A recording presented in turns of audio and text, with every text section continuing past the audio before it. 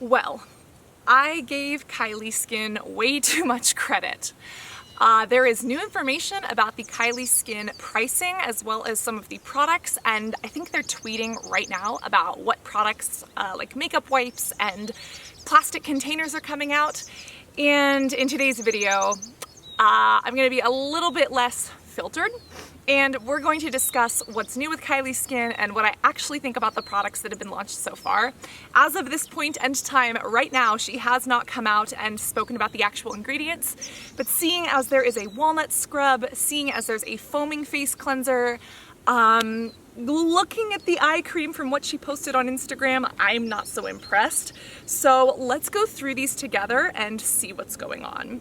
First off, they did launch prices, which are a lot better than initially expected. But in my initial video, in my head, I was like, Kylie Jenner has the contacts and the money to create some awesome products. She's gonna put some amazing actives in here. And like 5 minutes ago, they relaunched a makeup remover wipe. And there's like a walnut face scrub. So let's talk about this. Within like the past 12 minutes, they launched the $125 kit. There is a $22 piece of plastic that fits all of the full-size products. They also launched makeup removing wipes, which I have had a rant on before, but we'll do a synopsis because that was a video only for the subscribed butterflies who hit the notification bell, so not everybody got to see it, which I understand is a little unfair, but that's what you get for joining the community, right? So first off, the face wash is $24, face scrub $22, toner $22, serum $28, face moisturizer $24, eye cream $20, and the whole thing is $125. This is meant for all skin types. I did suitable for all skin types. I'm sorry, not all skin is the same. Not only does it come down to skin type, but it even comes down to genetics. Some people are more prone to pigmentation, some people need more SPF, some people need less. I know that she's making an acne care line. That makes me cringe. She's gonna be coming up with some other things, it sounds like, in the future. We'll see how it goes. There has been a lot of evidence showing that makeup wipes can worsen skin because a lot of them don't actually deliver nutrients to the skin. You're just wiping around the dirt and the makeup on your face, trying to get some of it off on the cloth, but then it leaves behind a residue. And even just that manual pushing can cause the layers of the outer layers of the skin, the epidermis, the stratum corneum, to plug a hair follicle, which could lead to a pimple and a clogged pore. Now, this isn't always the case. You've heard me talk about makeup wipes before. They should be used after the gym, if you're working out, after you sweat, and on top of that, in emergencies. If you were out in the club doing whatever Kylie does until 3 a.m.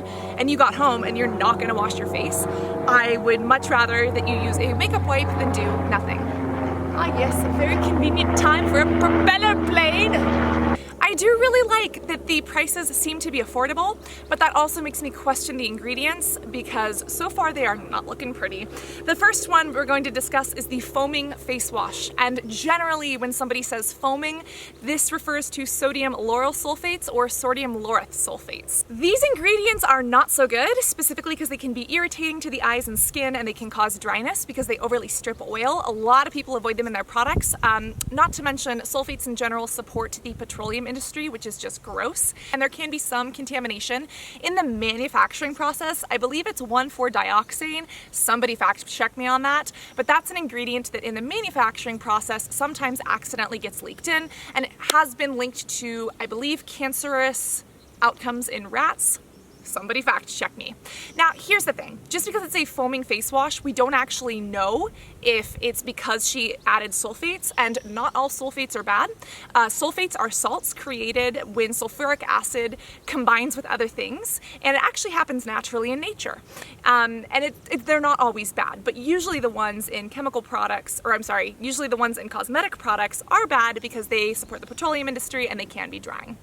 Now, when we look at the Kylie Skin, when we actually look at the bottle, it does look like a pump, and some of these pumps remind me of like breaking my skin out with Clinique years ago, but some of those pumps might aerate the formula, meaning that it actually adds bubbles just by aeration, but we don't know that for sure, and right now all we have is the price, so I don't know what that is. And then when you look at what else is in like the line, like a walnut scrub, oh, it doesn't leave me thinking that she's gonna be, you know, putting in any of these really high potency ingredients like retinol or CBD oil anymore. Next, the Walnut Scrub.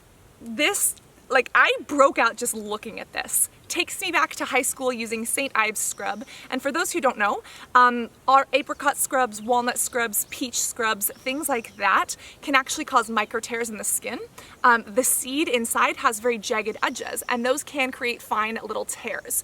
This can open the skin up. It's basically a wound. Unlike microneedling, it doesn't go into the skin, it scratches the surface of the skin, which can cause inflammation, it can cause redness, and it can allow bacteria, pathogens, fungi, anything that's on your face into the skin. Our skin naturally has a lot of staph. That is a normal bacteria in the skin flora, but there are some bad forms of staph and some bad forms of staph infection. Same goes with E. coli. There are good forms and there are bad forms that live on our body naturally, but unfortunately, if we create these micro tears, it's a lot easier for the bad stuff to get in. Not to mention, any tear in the skin creates that inflammatory process to kick up in our bodies, and our bodies don't like it. So then, as everyone's freaking out of this online, rightfully so, I did notice in the comments that one of the reps for Kylie Skin addressed this and actually said, it's finely processed, or like it's finely milled. There's a problem with that, and let me explain why. Walnuts, let's use the analogy of glass. I have a glass bottle, I have a walnut, okay? I smash my glass bottle into pieces of glass. I smash my walnut. It's got these pieces that are very abrasive, right? What if I took one of those chunks of abrasive glass, just like the chunk of walnut, and I just smashed it into even more pieces? I literally just have smaller pieces of glass. Just because your walnut powder is smaller doesn't mean that it's no longer jagged. So it can still be really damaging. The only manufacturing process that I am aware of is pearlized or buffed. For instance, if you throw glass in the ocean, don't throw glass in the ocean, but if you do, you ever notice how sea glass gets tossed up? Those are pieces of glass like beer bottles and stuff that irresponsible humans left behind that the ocean naturally churned and buffed. And that is an example where glass can be very smooth. So if the walnuts have been individually pearlized, or polished, then we might have a nice alternative that, doesn't have microbeads in it. But if you're using walnuts in a walnut scrub, even if you're using tinier pieces, that doesn't fix the problem. And I was talking to Ellie, she's an esthetician and a skincare expert, and she even mentioned like even rice would be better, but rice isn't always foolproof. There are so many better options. And just looking at it, like some people on Twitter said it looked like a sausage. It looks like a sausage. I can't. Milky toner, we know nothing about. The line is supposed to be cruelty-free and vegan, so it probably doesn't have real milk. It's probably milky. This I kind of liked because it looks alcohol-free. Again, not all alcohol is drying. Some alcohol is actually to create slip in a product, but I like that it is alcohol-free for those who are sensitive, but unfortunately, I'm pretty sure that this product contains fragrance. So, and she also said in her Instagram story that it helps to remove residual makeup. Takes off the residue of my makeup. And that's true, toners can do that, but like, is your cleanser and your makeup removers, your wipes, are those not good enough to remove the makeup that I need to tone? Like, come on girl, it's supposed to pH balance, come on, help me out. Next is the vitamin C serum. This is also very interesting to me. She made a direct claim that it helps to rebuild collagen.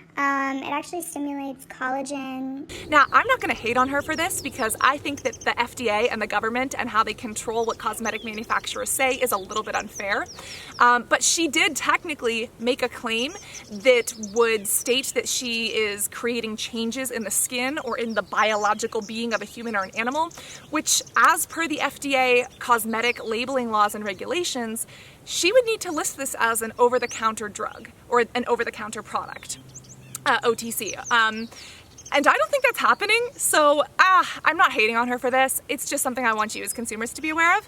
And like, yeah, it probably can help with collagen production if she's using really good ingredients, which who knows if she is. Ooh. Like, the more and more I learn about this, the more disappointed I am. I was trying to be optimistic originally, but now the bitch has come out to play. When it comes to the vitamin C, I am specifically interested in what kind of vitamin C. as we know, vitamin C can be unstable. If it's not protected in a dark bottle or a non-light permeable bottle, it can basically react and become useless really quickly. We did a skin science video on ingredients you should and should not mix to either make your products work better for you or what you might be mixing that makes them useless. Now, in that video, I did fail to mention that there are multiple types of vitamin C. The most common in skincare are L-ascorbic acid and D-ascorbic acid. They are chemically identical but molecularly different. Kind of think of a cake. They have the same ingredients, but I could put one in a round tin and I could put one in a square tin.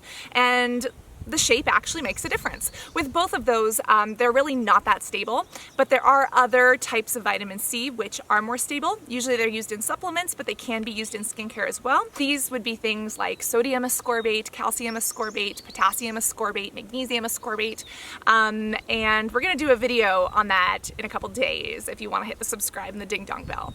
But I would be curious to know what she is putting in this vitamin C serum that's supposed to be so magical, and if it's actually going to pull through on those claims, or if it's basically oxidized vitamin C that does nothing.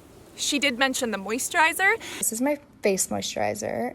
She mentioned she wanted it to be super thick. If I'm going to moisturize my face, I want it to be kind of thick and feel like it's doing something. Sounds to me like she wanted an emollient or an occlusive feel, which again to me sounds like dimethicone or silicone.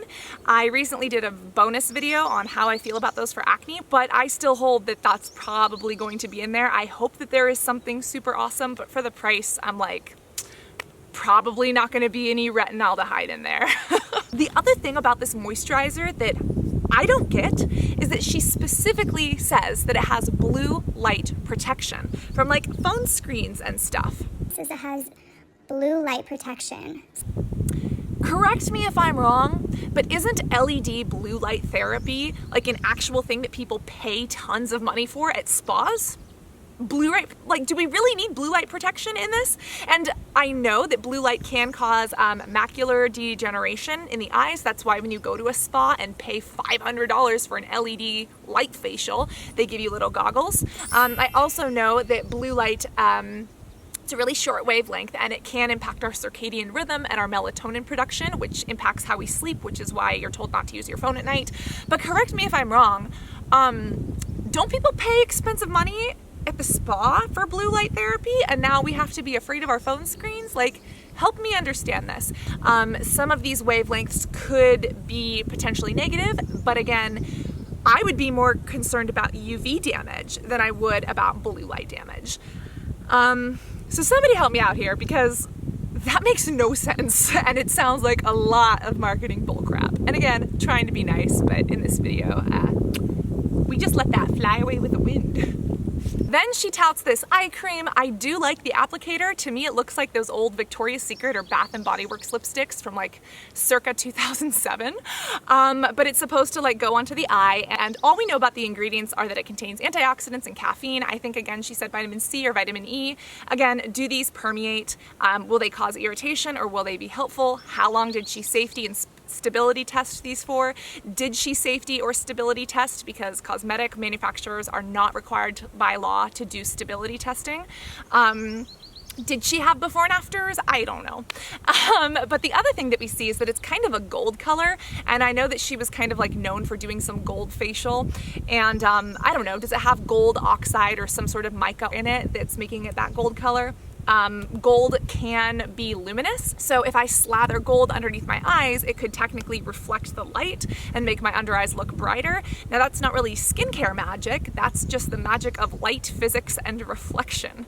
So that could potentially be something, but is it worth $24? Does it actually penetrate? What is the vehicle that it is suspended in? Who knows? And she's tweeting right now, so here's the video on my first and nicer prediction, and here's the video that we mentioned mixing skincare and vitamin C. Remember to be beautiful inside and out, and I cannot wait to see you in the next video. Love you guys. Bye.